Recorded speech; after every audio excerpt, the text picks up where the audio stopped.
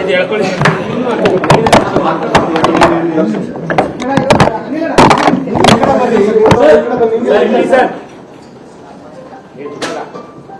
Sir ಆ ಕಡೆ ಈ ಕಡೆ ಒಂದು ಸರ್ ಈ ಕಡೆ ಸರ್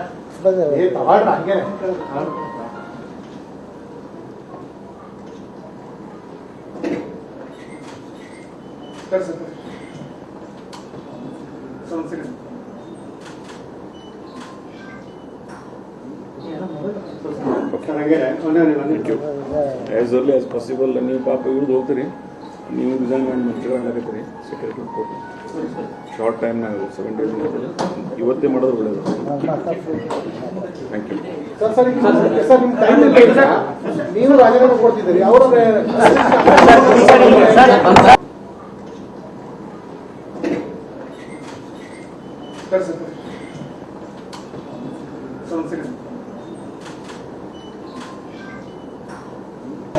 ಇದು ಹೇಳ್ಕೊಳ್ಳಿ.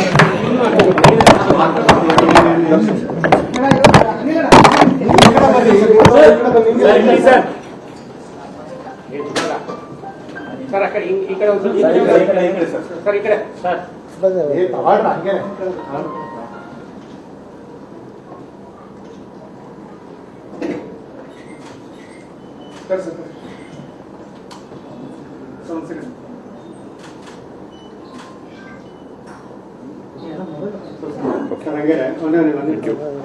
As early as possible. ನೀವು ಪಾಪ ಇವ್ರದ್ದು ಹೋಗ್ತೀರಿ, ನೀವು ರಿಸೈನ್ ಮಾಡಿ ಮಂತ್ರಿಗಳಾಗತ್ತೀರಿ ಸೆಕ್ರೆಟರಿ ಕೊಟ್ಟು ಶಾರ್ಟ್ ಟೈಮ್ನಾಗ 7 days ಇವತ್ತೇ ಮಾಡೋದು ಒಳ್ಳೆಯದು. ಥ್ಯಾಂಕ್ ಯು ನೀವು ರಾಜೀನಾಮೆ ಕೊಡ್ತಿದ್ದೀರಿ, ಅವರು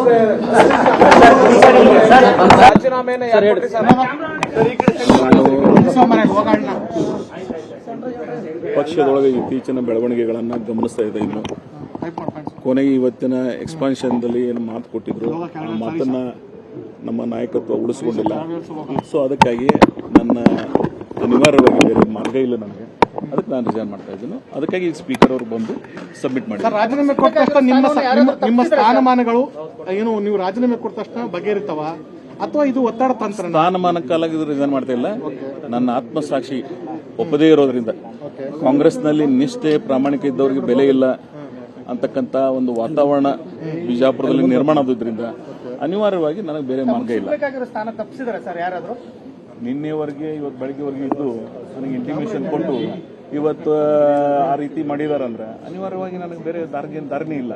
ಯಾಕಂದ್ರೆ ಇದು 2023 ಚುನಾವಣೆ ಪೂರ್ವದೊಳಗೆ ನಾನು ಕರೆದು ಮಾತು ಕೊಟ್ಟಿದ್ರು ಇವರು. ಸರ್ಕಾರ ರಚನೆ ಆಗ್ತಕ್ಕಂಥ ಸಂದರ್ಭದಲ್ಲಿನೂ ಸಹಿತ ನನಗೇನು ಹೇಳಿದ್ರು, 2.5 ವರ್ಷ ಅವರಿಬ್ರು ಆಗಲಿ, ಆಮೇಲೆ ನಿಮ್ಗೆ ಕೊಡ್ತೀವಿ ಅಂತ ಹೇಳಿದ್ರು. ಇವತ್ತು ಅದಕ್ಕೆ ಅವರ ರೀತಿ ನಡ್ಕೊಂಡಿಲ್ಲ. ಅನಿವಾರ್ಯವಾಗಿ ನನಗೆ ಬೇರೆ ಮಾರ್ಗ ಇಲ್ಲ. ನಾನು ಅವ್ರನ್ನ ಬಿಟ್ಟು ಹೋಗ್ತಾ ಇಲ್ಲ, ಅವರೇ ನನಗೆ ಬಿಡುವಂತ ಒಂದು ವಾತಾವರಣ ಸೃಷ್ಟಿ ಮಾಡಿದ್ದಾರೆ.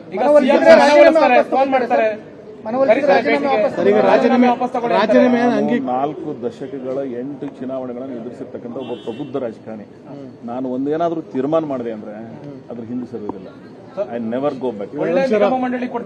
ಹೋದ್ ಸಲಾನೇ ಸರ್ಕಾರ ರಚನೆ ಆದೊಳಗೆ, ಮಂತ್ರಿ ಮಂಡಳ ರಚನೆ ಆದೊಳಗೆ ನಿಗಮ ಮಂಡಳಿ ತಗೊಂತ ಹೇಳಿದ್ರು, ಅವರು ಆಹ್ವಾನ ಮಾಡಿದ್ರು. ನಾನು ಅದನ್ನು ಬಹಳ ನಯವಾಗಿ, ನೀವು ನನಗೇನು ಮಂತ್ರಿ ಮಾಡ್ತೀನಿ ಅಂತ ಹೇಳಿ ಮಾತು ಕೊಟ್ಟಿದ್ದೀನಿ. ನಾನು ಮಂತ್ರಿ ಆಗಕ್ಕೆ ಬರೀ ನನ್ನ ಸ್ವಾರ್ಥ ಕಾರಣಿಲ್ಲ, ಇದು ನನ್ನ ಕ್ಷೇತ್ರದ ಜನರ ಭಾವನೆಗಳಿಗೆ ಧಕ್ಕೆ ಬಂದಿದೆ. ಸ್ವಾತಂತ್ರ್ಯದ ನಂತರ ಇವತ್ತಿಗೂ ಅವಕಾಶ ಸಿಕ್ಕಿಲ್ಲ ಅಲ್ಲಿ. ಸೊ ಹೀಗಾಗಿ ನಾನು ಸರ್, ಈಗ ನಿಮ್ಮ ಮುಂದಿನ ನಡೆ ನಿಮ್ಮ ಮುಂದಿನ ನಡೆ ಏನು ಸರ್? ರಾಜಕೀಯವಾಗಿ ನಿಮ್ಮ ಮುಂದಿನ ನಡೆ ಏನು? ನನ್ನ ಶಾಸಕ ಸ್ಥಾನಕ್ಕೆ ಇವತ್ತು ರಿಸೈನ್ ಮಾಡಿದ್ದೀನಿ. ನಮ್ಮ ಬಿಜಾಪುರ ಜಿಲ್ಲೆ ಮತ್ತು 3-4 ಜಿಲ್ಲೆಯ ಮಹಾರಾಷ್ಟ್ರ ನನ್ನ ಅನೇಕ ಹಿತೈಷಿಗಳಿದ್ದಾರೆ. ಅವರೆಲ್ಲರ ಅಭಿಪ್ರಾಯಗಳನ್ನು ಸಂಗ್ರಹಣೆ ಮಾಡಿ ಒಂದು ತೀರ್ಮಾನಕ್ಕೆ ಬರ್ತೀನಿ. ಭಾಳ shortly I will come back. Sir, ಈಗ ರಾಜೀನಾಮೆಯನ್ನು ಅಂಗೀಕಾರ ಮಾಡೋದಿಲ್ಲ, ಸ್ಪೀಕರ್ ಈಗ ರಾಜೀನಾಮೆ ಕೊಡ್ತಿಲ್ಲ, ನಿಮ್ಮ ಲೆಟರ್ನ ಏನು ಪ್ರೊಸೆಸ್ ಮಾಡೋದಿಲ್ಲ. ಹಾಗಾಗಿ ನಿಮ್ಮ ಪತ್ರದ ಬಗ್ಗೆ ಯಾವುದೇ ಆಕ್ಷನ್ ತಗೊಳ್ಳಿಲ್ಲ ಅಂತಂದ್ರೆ ನೀವು ರಾಜೀನಾಮೆ ಕೊಡೋದು ವೇಸ್ಟ್ ಆಗಲ್ಲ. ನಾನು ಕೊಟ್ಟ ಬಳಕ ಸ್ಪೀಕರ್ ಆಫೀಸ್ ಸಬ್ಮಿಟ್ ಮಾಡೋದ್ ಬಳಕ ಅವ್ರಿಗೇನೋ ಒಂದು ಅವಧಿ ಇರ್ತದ, ಆ ಅವಧಿ ಮುಗಿದ ಬಳಕ ಅವ್ರು ರಿಸೈನ್ ಸಬ್ಮಿಟ್ ಮಾಡ್ಕೋಬೇಕು, ಎಕ್ಸೆಪ್ಟ್ ಮಾಡ್ಕೋಲೇಬೇಕು. ಅಲ್ಲ, ಈಗ ನೀವು ರಾಜೀನಾಮೆ ಕೊಟ್ಟ ಕೆಲವೇ ಕ್ಷೇತ್ರದಲ್ಲಿ ಅವ್ರು ರಾಜೀನಾಮೆ ಸೆಕ್ರೆಟರಿ ಇರ್ತಾರೆ ಆ ಪೋಸ್ಟ್ ನಲ್ಲಿ. ಸೆಕ್ರೆಟರಿ ಅವರು ಹೊಸ ಸ್ಪೀಕರ್ ಬರುತ್ತಾನೆ, ಸೆಕ್ರೆಟರಿ ಇರ್ತಾರೆ. ಹೀಗೆ ಆಕ್ಟ್ ಆಸ್ ಎ ಸೆಕ್ರೆಟರಿ ಅಧಿಕಾರ ತೆಗೆದುಕೊಳ್ಳಕ್ಕೆ ಬರೋದಿಲ್ಲ ಇಲ್ಲ ಇಲ್ಲ ಇಲ್ಲ ಅದಕ್ಕೆ ನಾನು ಈಗ ಸ್ಪೀಕರ್ ಕೊಟ್ಟಿದ್ದೀನಿ. Okay but as A speaker ಆಗಿ ಅವರು ಆ ಹುದ್ದೆಯಲ್ಲಿ ಇರೋದ್ರಿಂದ ಅವ್ರು ನಿರ್ವಹಣೆ ಮಾಡಬಹುದು. ಸರ್ ಬೇರೆ ಪಾರ್ಟಿಗೆ ಜಾಯ್ನ್ ಆಗ್ತಾರೆ ಸರ್ ನೀವು? ನಿಮ್ಮ ಪತ್ರಕ್ಕೆ ಯಾವುದೇ ಉತ್ತರ ಸಿಗೋದಿಲ್ಲ, ಯಾವುದು ಯಾವುದೇ ಆಕ್ಷನ್ ಆಗೋದಿಲ್ಲ. ನಾನು ಸಬ್ಮಿಟ್ ಮಾಡಿದ್ದೀನಿ, ಅದನ್ನ ಅಕ್ಸೆಪ್ಟ್ ಮಾಡ್ಕೋಬೇಕಾದ ಯಾವ ನಾಯಕರು ಭರವಸೆ ಕೊಟ್ಟಿದ್ರು ಸರ್? ನಾನು ಒಂದು ಸ್ಪೀಕರ್ ಅವ್ರಿಗೆ ಬಂದು ಸಬ್ಮಿಟ್ ಮಾಡಿದ್ದೀನಿ. Okay sir. ಆ ಚೇರ್ ಜವಾಬ್ದಾರಿ ಯಾರಾದ್ರೂ ಒಬ್ರು ಶಾಸಕರು ತಮ್ಮ ಶಾಸಕ ಸ್ಥಾನಕ್ಕೆ ರಿಸೈನ್ ಮಾಡೋದಕ್ಕೆ ಎಕ್ಸೆಪ್ಟ್ ಮಾಡ್ಕೋಬೇಕಾದದ್ದು ಒಂದು ಕಾಲಾವಧಿ ಇರ್ತದೆ. ಆ ಕಾಲಾವಧಿ ನಂತರ ಅವ್ರು ತಗೋಬೇಕಾಗ್ತದೆ. ಅದು ಏನಾರು ಇರಲ್ಲ, ಅವ್ರು ತಗೋತಾರ ಅಂತಕ್ಕಂಥ ವಿಶ್ವಾಸ ನನಗಿದೆ. ಆಮೇಲೆ ಇವತ್ತು ಬಿಟ್ಟು ಇನ್ನೊಂದು 4 ದಿನ ಬಿಟ್ಟು ಬಂದು ಮತ್ತೆ ಕೊಡು ಅಂದ್ರೂ ಕೊಡ್ತಾ ಇರ್ತೀನಿ. ಆದ್ರೆ ಒಟ್ಟಾರೆ ನಾನು ಇನ್ನು ಶಾಸಕ ಸ್ಥಾನ ಮುಂದುವರಿಯೋದಿಲ್ಲ.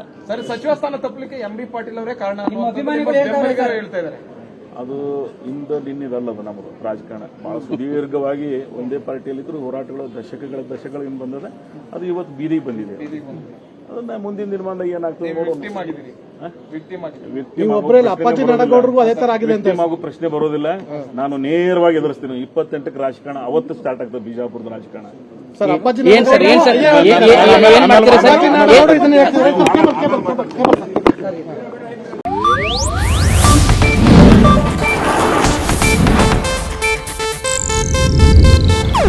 ಇದು ಏಷ್ಯಾನೆಟ್ ನ್ಯೂಸ್ ನೆಟ್ವರ್ಕ್ ಪ್ರಸ್ತುತಿ.